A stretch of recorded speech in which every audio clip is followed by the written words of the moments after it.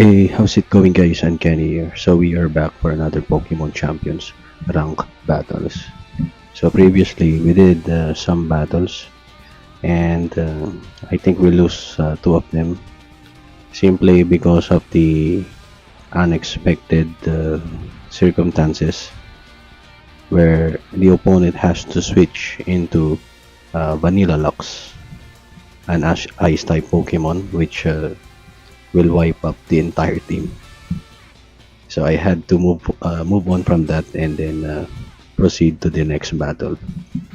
So I think the battles are pretty much compounding each turn of increasing your advantage against your opponent. You can never say, "Oh, I will win this, guaranteed." You know, when you are just on the selection screen, because you never know what might they bring and what might they switch into, which moves or items they equip it. So you pretty much don't know about that, unless of course if your opponent entire team is made up of all grass type or all ice type or whatever a single type you know they brought to your match. So I think yeah, it's the compounding of the advantages you make each turn. So anyway, we're gonna do that and let's go and hop into the battle.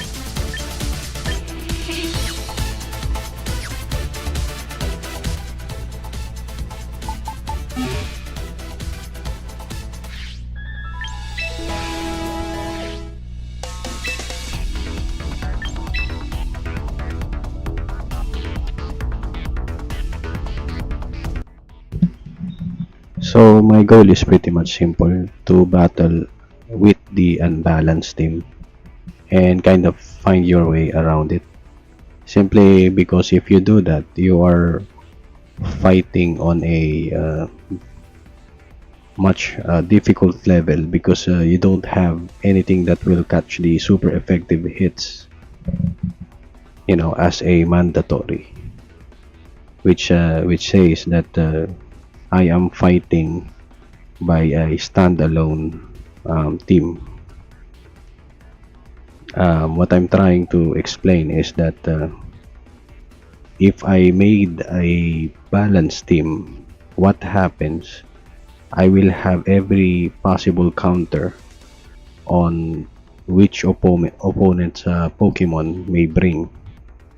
But although it will make things easier or kind of fair on a balanced competitive way, but you're not gonna get any better on that perspective.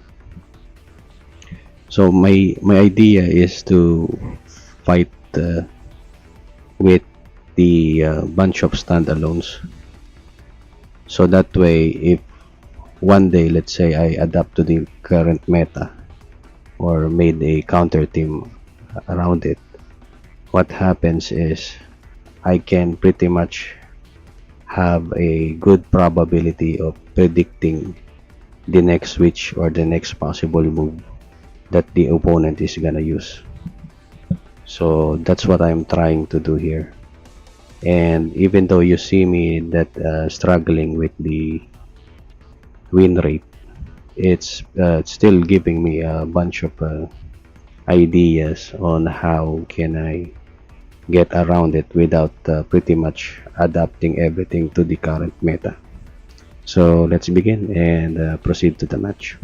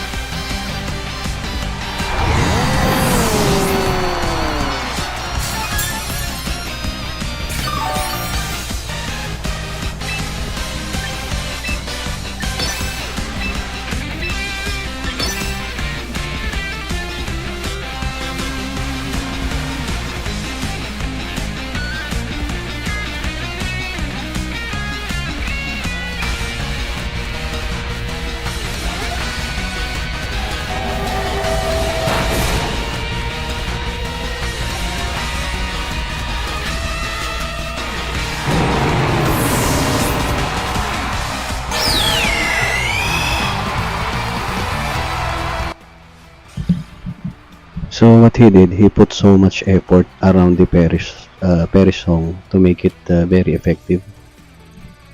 Um, he pours everything into it, and thinking that, as you see on the first few turns, he is already winning. But I knew that I had to make that two sacrifices with the Tyranitar and the Whimsicott in order to, to back the ones that my mons that are waiting, in the back row. So what happens is he he's thinking that the Archuladon will make up for it, for the loss of the Mega Gengar, because he already sets up the ring.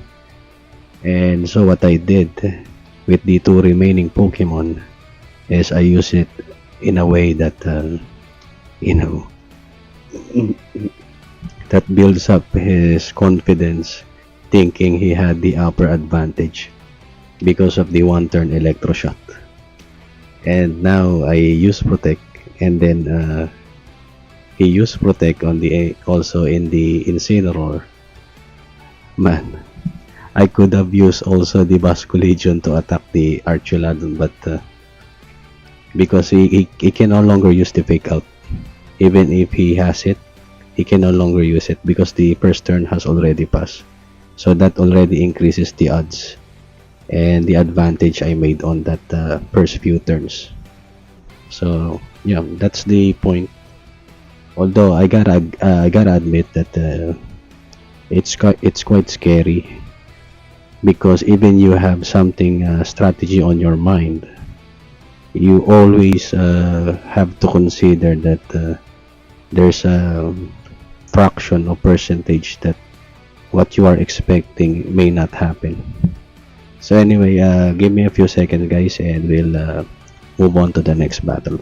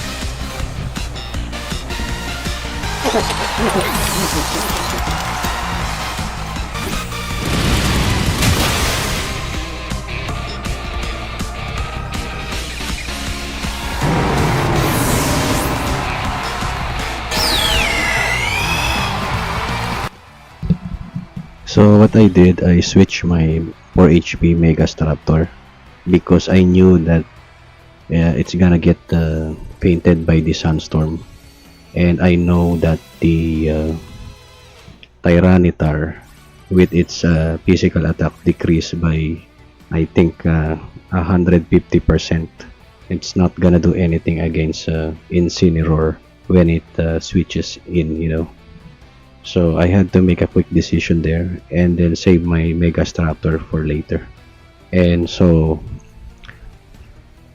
I protected first turn, so that will gives me the opportunity to see if the Incineroar is gonna protect or not, and then attack with the last respect.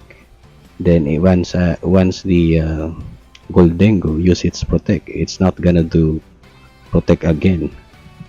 I mean, he's gonna risk losing his mon, so I use the last respect and then lastly close combat on the Incineroar. That gives me a win that's supposed to be a loss if I hadn't switched back my Mega Straptor.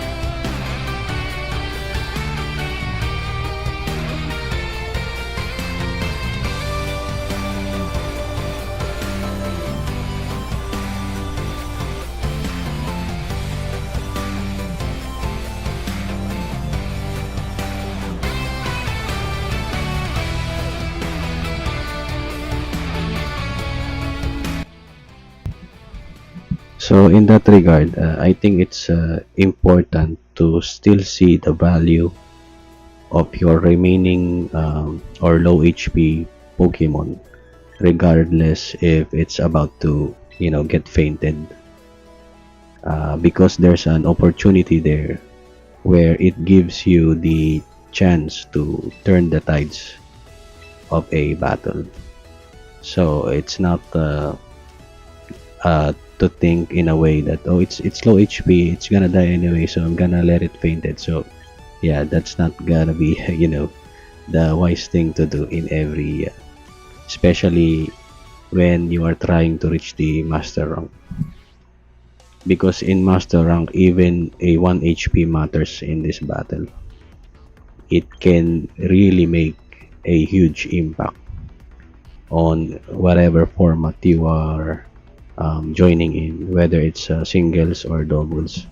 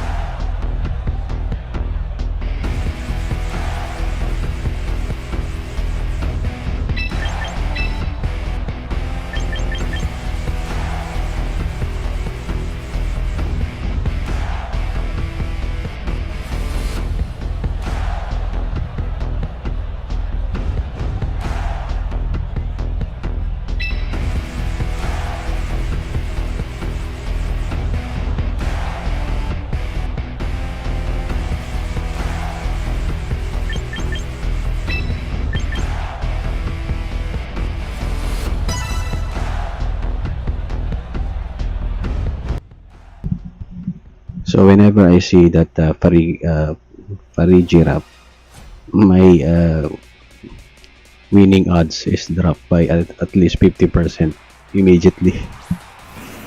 And I'm gonna show you, you will see later why.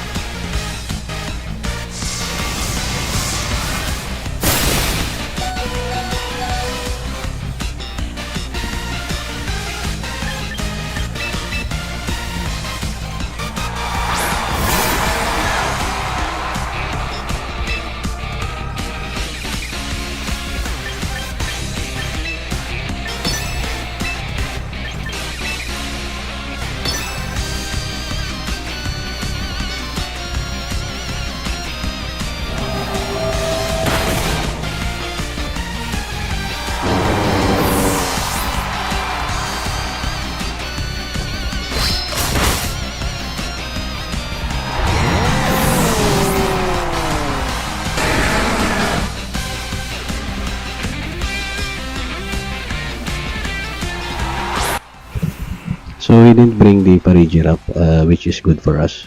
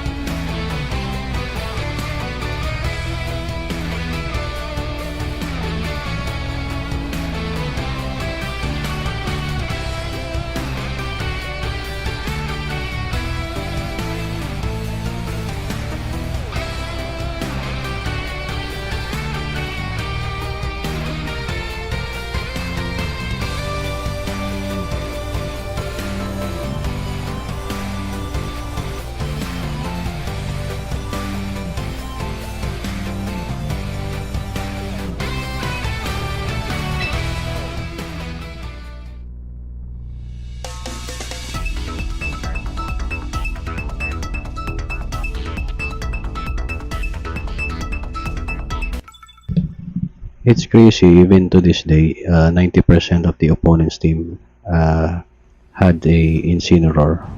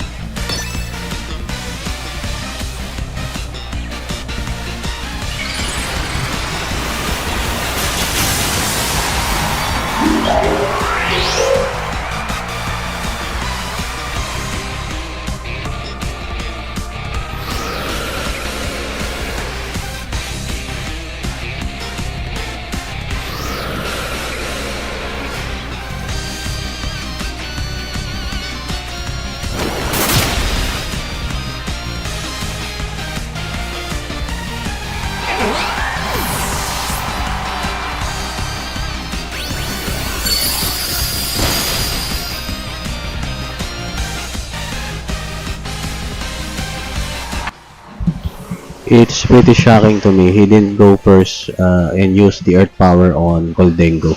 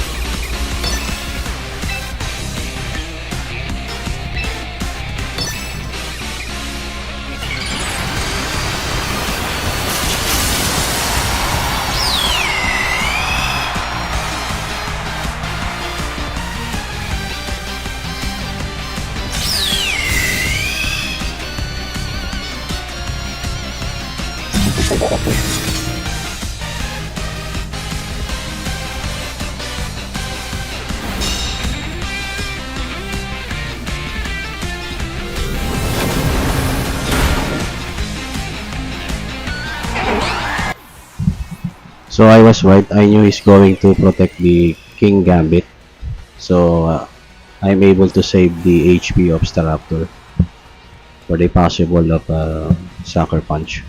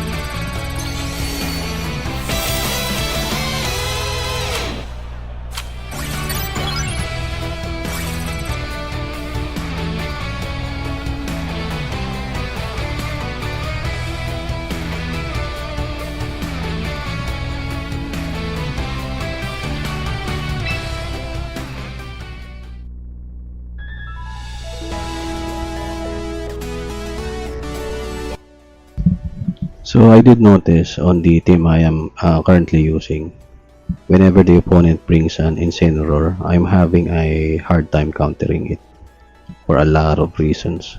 Because of the fake out, the intimidate, and some of it are carrying protect. You know, it's just kinda there to scare your team or to lower its attack and delay its you know probability of one-shotting theirs. So that's why I can really relate why Incineroar remains on the top tier of most used Pokemon. So from here, I'm gonna try some new lineup. Probably we get some shiny. If not, that's all right. I'm trying to get the. I forgot its name. I don't know. Whatever we get that is viable on the competitive, we'll go for it. So yeah, let's do that.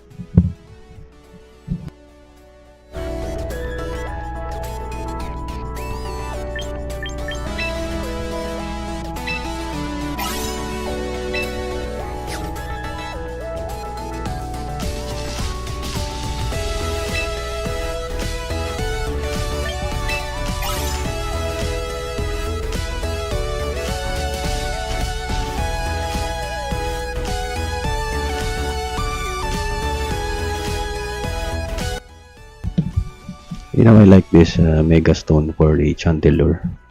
It looks really clean and very brightly colors. I'm really colorblind, so I cannot really determine if it's dark blue or violet. But it looks really, looks very neat. Okay, let's try to recruit some.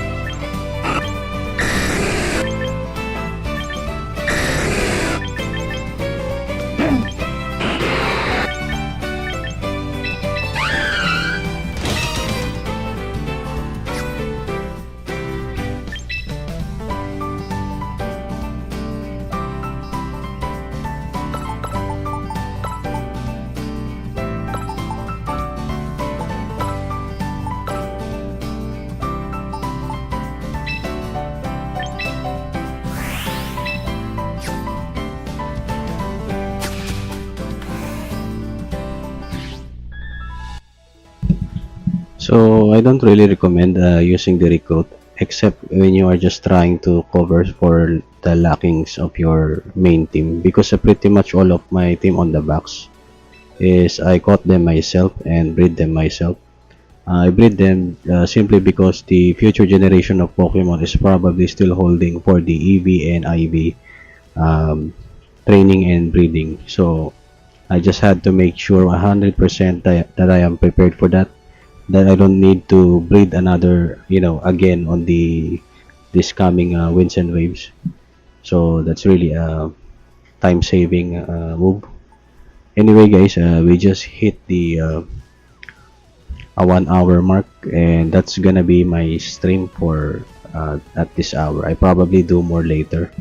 And if you are new, don't forget to leave a like and subscribe to the channel. It means the world to me. And thank you for staying here with me. I hope to see you on the next one. You have a great day.